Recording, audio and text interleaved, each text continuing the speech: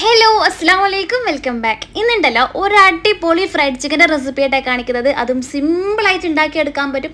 ഇതുവരെ fried ചിക്കനൊന്നും try ചെയ്യാത്ത ആൾക്കാരാ ഇങ്ങളെങ്കിൽ ഇപ്പം തന്നെ പോയിട്ട് ഉണ്ടാക്കിക്കോ. ഒരു അടിപൊളി ടേസ്റ്റുള്ള റെസിപ്പി ആയിട്ട് ഇത്.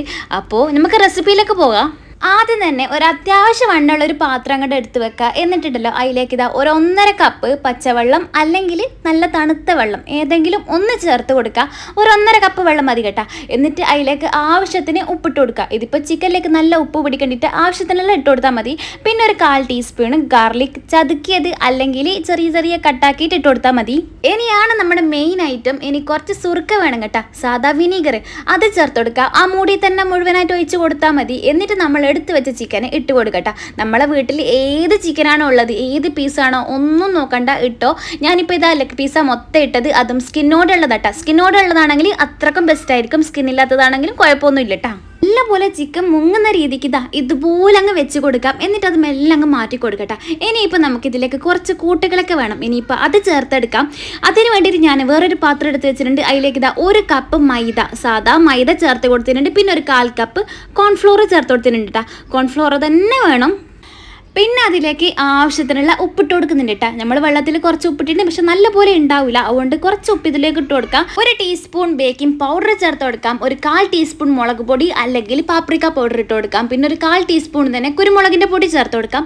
നല്ലപോലെ ഒന്ന് മിക്സ് ആക്കി എടുക്കാം. നമുക്ക് വേണമെങ്കിൽ ഗാർലിക് പൗഡർ ചേർക്കാം, മോണിൻ പൗഡർ ചേർക്കാം. ഇനിയിപ്പോൾ നമുക്ക് വീട്ടിലുള്ള ഗാർലിക്കൊക്കെ ചേർക്കാൻ പറ്റും കേട്ടോ. അതിന് വേറൊരു പണിയുണ്ട്. അപ്പം നമുക്കിത് നല്ലപോലെ ഒന്ന് മിക്സ് ആക്കി വെച്ചാൽ ദൂരെ അങ്ങ് മാറ്റി വെക്കാം. എന്നിട്ട് ഇതാ ഇതുപോലെ തന്നെ നമുക്ക് വേറൊരു മിക്സും കൂടി ആക്കിയെടുക്കാനുണ്ട്. അപ്പം നമുക്ക് ഇതങ്ങ് മാറ്റി വെക്കാം. എന്നിട്ട് ആ കൂട്ടുണ്ടാക്കാൻ വേണ്ടിയിട്ടുള്ള പാത്രം മുന്നോട്ടെടുത്ത് വെക്കാം. എന്നിട്ട് ഇതാ അതിലേക്ക് ഞാനൊരു മുട്ട പൊട്ടി ഒഴിച്ചു കൊടുക്കുന്നുണ്ട്. തീരെ ചെറുതൊന്നല്ല കേട്ടോ, ഒരു മീഡിയം സൈസുള്ള മുട്ടയായത്. അത് ഇട്ട് ഒഴിച്ചു കൊടുക്കുന്നുണ്ട്. എന്നിട്ട് അതിലേക്ക് ഇതാ ഒരു 1/4 കപ്പ് വെള്ളം ചേർത്ത് കൊടുക്കുന്നുണ്ട്. ഇപ്പം കുറച്ച് ചേർക്കുന്നുണ്ടെങ്കിലും പിന്നെ നല്ലപോലെ മിക്സ് ആക്കിയിട്ട് വീണ്ടും കുറച്ച് ഒഴിച്ചു കൊടുക്കുന്നുണ്ട്. പിന്നെ ഇതിൻ്റെ അളവൊക്കെ നിങ്ങൾ എടുക്കുന്ന ചിക്കൻ്റെ അളവ് നോക്കിയിട്ടാണ് എടുക്കേണ്ടത്. ഞാനിപ്പോൾ ഇതാ 8 ലെഗ് പീസ് എടുത്തത്. അതിന് കണക്കായിട്ടാണ് ഞാനിപ്പോൾ ഈ കാര്യങ്ങളൊക്കെ ചെയ്യുന്നത്.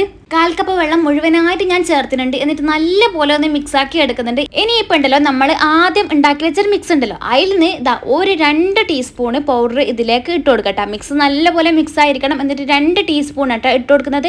ഇട്ട് കൊടുത്തിട്ട് നല്ലപോലെ ഒന്ന് മിക്സ് ആക്കി എടുക്കാം.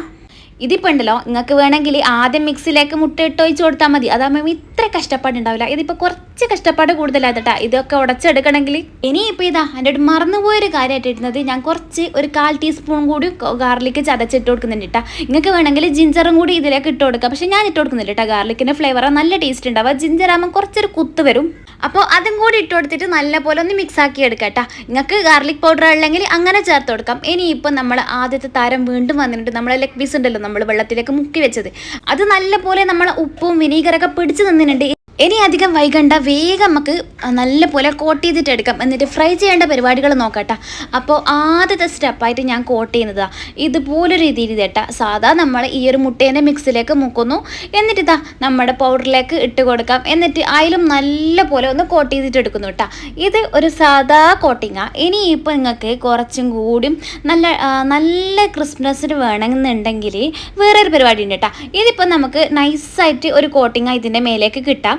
അത്യാവശ്യം ക്രിസ്പി ആയിരിക്കും, എന്നാലൊരു ചെറിയൊരു കട്ടിയിലുള്ള കോട്ടിങ് ആയിരിക്കും മേലെ ഉണ്ടാവുക കേട്ടോ.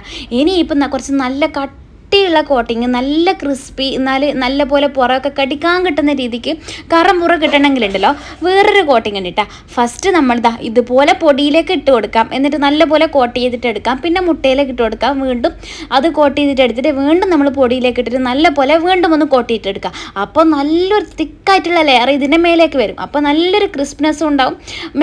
മേലെ ഈ ചിക്കൻ്റെ മേലെ നല്ലൊരു കോട്ടിങ്ങും കിട്ടും കേട്ടോ. അപ്പോൾ നിങ്ങൾക്ക് ഏത് രീതിക്കാണോ വേണ്ടത് ആ ഒരു രീതിക്ക് ചെയ്തിട്ട് എടുക്കാം കേട്ടോ.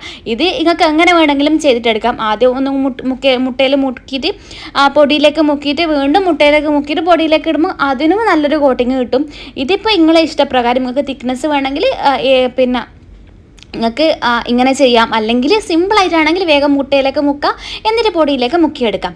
അപ്പോൾ ഇതാ ഞാൻ മുഴുവനായിട്ടും ഇങ്ങനെ മുക്കിയെടുത്തിട്ടുണ്ട്, നല്ല പോലെ കോട്ട് ചെയ്തിട്ട് എടുത്തിട്ടുണ്ട് കേട്ടോ. ഇനിയിപ്പോൾ ഞാൻ ഫ്രൈ ചെയ്യുന്ന സമയത്ത് ഒന്നും കൂടും ജസ്റ്റ് ഒന്ന് പൊടിയിലിട്ട് കോട്ട് ചെയ്തിട്ട് എടുക്കും. അപ്പോൾ ഞാൻ ഗ്യാസിൽ ആദ്യം തന്നെ ഇത് കോട്ട് ചെയ്യുന്ന സമയത്ത് തന്നെ നല്ലപോലെ ഓയിലൊക്കെ ഒഴിച്ചിട്ട് ഒരു പാത്രം വെച്ചിട്ടും അപ്പോഴത്തേക്ക് നല്ലപോലെ ഓയിൽ ചൂടായിരുന്നു കേട്ടോ. ഇതിപ്പോൾ ഹൈ ഫ്ലെയിമിലാണ് ഇത് ഇട്ട് കൊടുക്കുമ്പോൾ വേണ്ടത്. അപ്പോൾ ഇതാ ഓരോന്നും ഇട്ട് കൊടുക്കുന്നുണ്ട്, എന്നിട്ട് ലോ ടു മീഡിയം ഫ്ലെയിമിലേക്ക് മാറ്റും കേട്ടോ ചെയ്തത്. അപ്പോൾ ഒരു ഭാഗം നല്ലപോലെ ക്രിസ്പി ആയതിന് ശേഷം മാത്രമേ ഞാൻ അടുത്ത ഭാഗത്തേക്ക് മറിച്ചിട്ട് കൊടുക്കൂ. ചിക്കൻ ഇടുന്ന ടൈമിൽ ഓയിൽ നല്ലപോലെ ചൂടായിട്ടിരിക്കണം, അതുപോലെ തന്നെ നല്ല ഹൈ ഫ്ലെയിമിലായിരിക്കണം. ഇട്ട സമയത്ത് പെട്ടെന്ന് മറിച്ചിടാറ്, നല്ലപോലെ ഒരു ഭാഗം ക്രിസ്പി ആയാൽ മാത്രം അടുത്ത ഭാഗത്തേക്ക് മറിച്ചിടാം. അതുപോലെ തന്നെ നമ്മൾ ലോ ടു മീഡിയം ഫ്ലെയിമിലേക്ക് പിന്നെ മാറ്റുകയും ചെയ്യണം കേട്ടോ. നമ്മൾ ഇട്ട പാടനെ ലോ ടു മീഡിയമിലേക്ക് മാറ്റാം. എന്നിട്ട് ഒരു ഭാഗം നല്ലപോലെ ക്രിസ്പി ആയാൽ അടുത്ത ഭാഗം അതുപോലെ ക്രിസ്പി ആക്കിയിട്ട് എടുക്കാം. ചിക്കന് ഒട്ടും തണുപ്പൊന്നും ഇല്ലെങ്കിലുണ്ടല്ലോ പെട്ടെന്ന് തന്നെ നമുക്കിത് കുക്കായിട്ട് കിട്ടും കേട്ടോ. അധികം ടൈമും കാര്യങ്ങളൊന്നും എടുക്കില്ല, വേഗം തന്നെ കുക്കായിട്ട് കിട്ടും. പിന്നെ ഇതിൻ്റെ കളർ നമ്മൾ KFC എന്നൊക്കെ കിട്ടുന്ന ഒരു കളർ ഉണ്ടാവുമല്ലോ, ഈ ഒരു രീതിക്ക് എത്തുമ്പോൾ തന്നെ എടുത്താൽ മതി. അപ്പോൾ തന്നെ നല്ലപോലെ ചിക്കന് ഫ്രൈ ആയിട്ട് തന്നെ കിട്ടും. ഉള്ളു വേവില്ല എന്നുള്ള പേടിയൊന്നും വേണ്ട, നല്ലപോലെ വെന്ത് കിട്ടും കേട്ടോ. ഇതിൻ്റെ കളറൊക്കെ ചേഞ്ച് ആയി ഈ ഒരു രൂപത്തിലാക്കി എടുക്കുമ്പോൾ തന്നെ നമുക്കിതെടുത്തിട്ട് പിന്നെ പാത്രത്തിൽ നിന്ന് മാറ്റാം കേട്ടോ. അപ്പം തന്നെ നല്ലപോലെ ഉള്ളൊക്കെ വെന്ത് കിട്ടും. പിന്നെ നമ്മൾ എടുത്തിട്ട് പുറത്തേക്ക് വെക്കുമ്പോൾ ചെറുതായിട്ടൊന്ന് കളർ മാറും കേട്ടോ വീണ്ടും. പിന്നെ നമ്മൾ സ്കിന്നോടെ ഇല്ലാത്ത ചിക്കനെ വാങ്ങിയിട്ടുണ്ടല്ലോ, നിങ്ങൾ ഉണ്ടാക്കുന്ന സമയത്ത് ഒരു കത്തി വെച്ചിട്ട് 2-3 വര ഇങ്ങനെ ഇട്ട് കൊടുക്കുക കേട്ടോ. അപ്പോൾ നമ്മൾ സ്കിന്നോടുള്ള ചിക്കൻ എങ്ങനെയാണോ ഉണ്ടാക്കിയെടുക്കുന്നത് അതേ രീതിക്ക് തന്നെ കിട്ടും, ഒരു വ്യത്യാസവും ഉണ്ടാവില്ല കേട്ടോ. അപ്പോൾ സ്കിന്നില്ലാത്ത ചിക്കനെ എടുക്കുന്നതെങ്കിൽ അങ്ങനെ ശ്രദ്ധിക്കുക നിങ്ങൾ. സ്കിന്നുള്ള ചിക്കൻ ആണെങ്കിലും നിങ്ങൾക്ക് ഇതുപോലെ തന്നെ വെട്ട് വെച്ച് കൊടുക്കുക കേട്ടോ, കത്തി വെച്ചിട്ട്. പക്ഷേങ്കിൽ സ്കിന്നുള്ള ചിക്കൻ ആകുമ്പോൾ വെട്ട് വെച്ച് കൊടുക്കുമ്പോൾ സ്കിന്നൊക്കെ ഫുള്ള് തൂങ്ങിപ്പോവും. അപ്പോൾ ഭയങ്കര പിന്നെ ഓവറായിട്ട് ഇതിങ്ങനെ വലിഞ്ഞിട്ടുണ്ടാവും. അപ്പോൾ സ്കിന്നുള്ള ചിക്കൻ ആണെങ്കിൽ വെട്ടിടാത്തതായിരിക്കും നല്ലത്.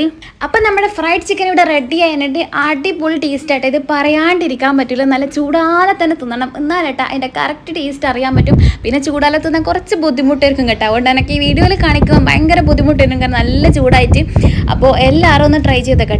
അതുപോലെ തന്നെ ഇത് ഉണ്ടാക്കിയെടുക്കാൻ ശരിക്കും പറഞ്ഞാൽ ഇതിൻ്റെ കുക്കിംഗ് ടൈം ഒരു 5-6 മിനിറ്റ് കേട്ടോ. 5-6 മിനിറ്റിനുള്ളിൽ തന്നെ നല്ല അടിപൊളിയായിട്ട് കിട്ടും. ഞാൻ പറഞ്ഞ രീതിക്ക് തന്നെ ഫ്രൈ ചെയ്തിട്ട് എടുക്കുന്നെങ്കിൽ നല്ല ക്രിസ്പി ആയിട്ട് നിങ്ങൾക്ക് കിട്ടും.